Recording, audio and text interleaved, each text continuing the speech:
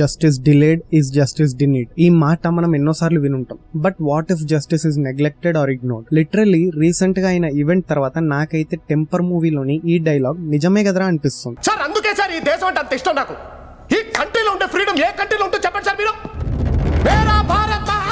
మేమే ఇండియన్స్ అని కథలు పడే so called YouTubers or influencers ఏడున్నారు. పోర్షా కార్ కేసు అయింది నార్త్ లో కదా, మనకెందుకులే అనుకున్నారా? లేకపోతే పెద్దవాళ్ళు ఇన్వాల్వ్ అయిన కేసు అండ్ జల్దీ డిజాల్వ్ అయిపోతుంది. అట్లా డిజాల్వ్ అయ్యే కేసు మీద మనం వీడియో చేస్తే రీచ్ ఎక్కువగా రాదు అని చేయలేదా? We don't know the reason. ఏమైనా అయ్యి ఉండొచ్చు, but I'm not like that. I will respond and I will make the video. So recent గా ముంబై దగ్గర ఉన్న పూణేలో ఒక పెద్ద బిజినెస్ మ్యాన్ కొడుకు ఒక పని చేశాడు. A 17-year-old boy has taken a fucking Porsche Taycan which has over 93 kWh battery, 650 Nm torque and produces over 480 freaking brake horsepower. దీనమ్మ ఇంత మంచి బండి which is over 1.7 to 2.5 crore. ఇలాంటి ఒక క్రేజీ బండి ఒక మైనర్ నిబ్బగాడికి ఎట్లా ఇచ్చిండ్రా బాబు? What is wrong with you dude? ఇంకొక విషయం ఏంటంటే he was served alcohol in a pub. Where is the fucking licence? Did those dick suckers present in the pub at least see his ID to serve alcohol? అవును fucking think so. పెద్ద హస్తి కదా, లేనిపోని పంచాయతీలు ఎందుకు అని సర్వ్ చేసిర్రా? Of course అదే అయి ఉంటది. వాళ్ళ అయ్యా వాడంత ఎర్రి పూకొని ఎక్కడ చూడలేదు భయ్యా. వాళ్ళ డ్రైవర్ ఫోన్ చేసి, సార్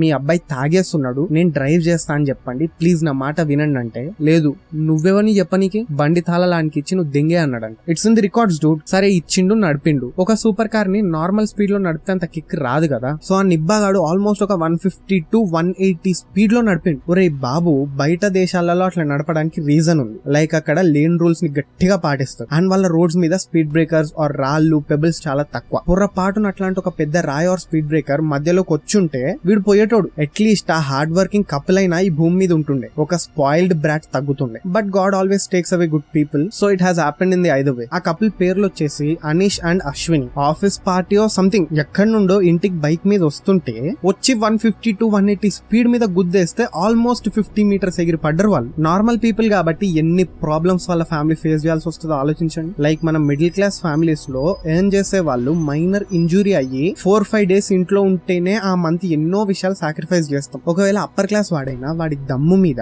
వాడి కాళ్ళ మీద వాడు నిలబడదామని జాబ్ చేసుకుంటుంటే, ఒక అమ్మాయి తన కాళ్ళ మీద తను నిలబడదామని జాబ్ చేసుకుంటుంటే, ఏదో ఒకటి అవ్వాలి లైఫ్ లో అని ట్రై చేస్తుంటే, ఇలా ఎవడో దొంగ నా కొడుకు వచ్చి ఇట్లా లయ్య పైసల్ని బర్బాద్ చేయడానికి అండ్ సొసైటీలో వాళ్ళ సుపీరియారిటీ వాడి ఇట్లాంటి అవుల పని చేస్తే వాడి డ్రీమ్స్ ఏమైపోతాయి? ఇది జస్ట్ యాక్సిడెంట్ కాదు భయ్యా, లిటరల్ మర్డర్. ఆ బండి నడిపేవాడు కంప్లీట్లీ కాన్షియస్ ఉండే, ఎన్ని పెగ్గులు వేసినా కాన్షియస్ ఉండేవాడు. So it's not an accident, it's a freaking murder of not only those 2 people but it's a murder of the dreams. So ఇలాంటి వాడిని ఏం చేయాలి? మనమైనా మన సో కాల్డ్ జ్యుడిషియరీ సిస్టమ్ అయినా ఏం చేయాలి? డెఫినెట్లీ నన్ను అడిగితే దే షుడ్ హ్యాంగ్ హిమ్, లేకపోతే రోడ్డు మీద నిల్చోబెట్టి షూట్ చేసేయాలి. కానీ వాళ్ళు చేసింది ఏంటి? 300 word ఎస్సేనా? How fucked up this whole thing is dude. I fucking feel my nerves would burst in anger. నాకైతే ఇంత కోపం వస్తుంది భయ్యా. ఇంకా చనిపోయిన వాళ్ళ ఫ్యామిలీస్ కి ఎంత బాధ, కోపం ఉంటది. కానీ ఏం చేస్తారు? నిస్సహాయులు. బాగా బలిసి కొట్టుకుంటున్న బిజినెస్ మ్యాన్ వాళ్ళ కొడుకుని అరెస్ట్ చేయించడానికి అండ్ ఆ ఫ్యామిలీస్ కి జస్టిస్ చేయడానికి మన జ్యుడిషియరీ సిస్టమ్ కంటే social media is working hard and I'm proud to be born in social media era. మళ్ళీ I'm proud of myself because ఈ సోషల్ మీడియా ఎరాలో కూడా ట్విట్టర్ ఫ్యాన్ వార్స్, రోతా ఇన్స్టాగ్రామ్ రీల్స్ లాంటి వాటి కంటే ఇన్ఫర్మేషనల్ కంటెంట్ చేస్తున్న నా మీద నాకు అండ్ నాలాంటి ఎంతో వాళ్ళ మీద నాకు చాలా గర్వంగా ఉంది. ఇప్పుడు ఏమైందిరా రోస్టర్స్, విఆర్ అన్న అండ్ ఇంకా కొంతమంది తప్పితే ఈ టాపిక్ మీద వీడియోస్ ఏవి?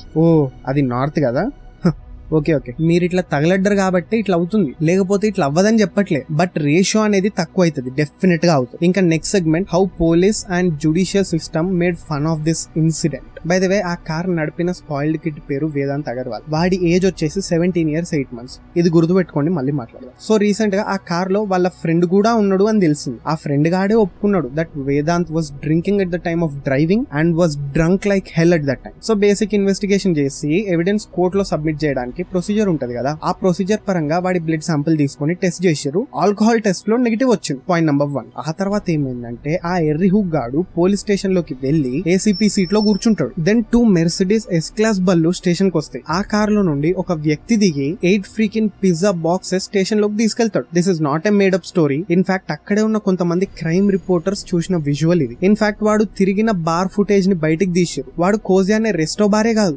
బ్లాక్ బై సన్బర్న్ బార్ కి కూడా వెళ్లి తాగిండు. ఇన్ఫాక్ట్ లా ఎక్కడుంది ఇక్కడ? వాడు మైనర్, అట్లా ఎట్లా సర్వ్ చేస్తారు? వాడు తాగలేదు అని ప్రూవ్ చేయడానికి ట్రై చేసిన పోలీస్ కి ఈ ఫుటేజ్ చూసిన తర్వాత షాక్ తగిలి కోర్టు కూడా ఇమీడియట్ గా వీడికి బెయిల్ ఇచ్చింది. ఎందుకు ఎందుకు? బికాస్ హీస్ అ మైనర్, అది కూడా జస్ట్ 4 months తక్కువ 18 years కి. అట్లాంటి వాడిని జస్ట్ ఒక 300 word ఎస్సే రాయమని కోర్టు శిక్షేసి I bet he wouldn't have written that essay by himself. I fucking bet it. మళ్ళీ వీడి ఫ్యామిలీలో ఆ తాతగాడు ఎవడైతే ఉన్నాడో వాడు నంబర్ 1 MC గాడు. వాడి వల్లే ఈ వేదాంత గాడు సగం స్పాయిల్ అయ్యింది. వాడే చాలా ట్రై చేస్తున్నాడు వీడిని బయటికి తీయడానికి. ముందు చెప్పినా కదా వాడి బ్లడ్ టెస్ట్ చేస్తే ఆల్కహాల్ లేదు అని వచ్చిందని. అది కూడా ఎందుకో తెలుసా? ఆ బ్లడ్ వాళ్ళ అమ్మదంట. చీ చీ చీ చీ, నీ అమ్మ ఇంత ఎక్కువ ఎట్లా దిగజారిపోయిర్రా నాయన. అసలు ఇట్లాంటి వాళ్ళని రోడ్డు మీద నిలబెట్టి షూట్ చేసి దింగాలి. మళ్ళీ వైట్ టైగర్, సప్తసాగరాలు దాటి ఇలాంటి సినిమాల్లో యాక్సిడెంట్ చేసేది ఓనర్ అయితే నింద దొబ్బేసేది డ్రైవర్ మీద కదా. రే బాబు, అక్కడ ఎవిడెంట్ గా కనిపిస్తుంది నడిపిందా వేదాంత్ గాడే. అండ్ ఆ యాక్సిడెంట్ తర్వాత జనాలు వాడిని పట్టుకొని కొట్టిరు, కుక్కని కొట్టినట్టు కొట్టిరు. ఆ వీడియో కూడా ఉంది. అయినా కూడా డ్రైవర్ మీదకి నెట్టేయడం ఏంది? ఇంకా మన సల్లుబాయ్ ఈయన ఫుట్పాత్ మీద కార్ ఎక్కించినప్పటి కేసు మీద కూడా ఇట్లే అయింది. సో ఈ ప్యాటర్న్ చాలా కేసెస్ అబ్జర్వ్ చేస్తూనే ఉన్నాం. సో మన ఇండియన్స్ కి ఇలాంటివేం కొత్త కాదు. కానీ మన మీడియా ఉంది చూడండి, ఫాల్స్ ప్రోపగాండాని స్ప్రెడ్ చేయడంలో వీళ్ళకి సాటి ఎవరు లేరు. లిటరలీ ఎవరు లేరు. ఎందుకంటే ఈ వీడియో చూడండి.